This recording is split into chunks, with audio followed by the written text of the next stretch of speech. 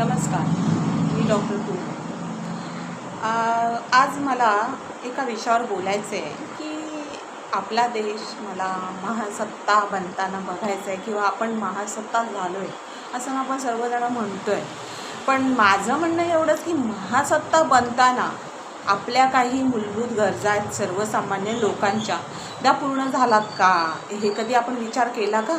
म्हणजे कसल्या मूलभूत गरजा म्हणजे काय की अन्न, वस्त्र, निवारा आणि त्याच्यामध्ये 2 गोष्टी ॲड करा अजून, शिक्षण आणि आरोग्य. कारण प्रत्येकाला ह्या मूलभूत गरजांचा अधिकार आहे.